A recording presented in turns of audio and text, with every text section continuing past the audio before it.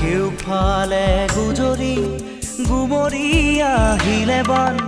উটুৱাই নিলেহি গাঁওখন সুখৰে ঘৰখন পলকতে উটি গ'ল গোহালিৰে গৰুহাল পলকত নিয়তিয়ে মোক কৰিলে কঙাল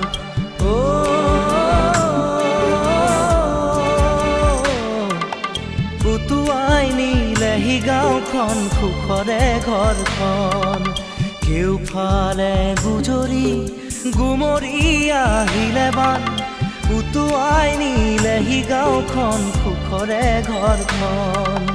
পলকতে উটি গ'ল গোহালিৰে গৰুহাল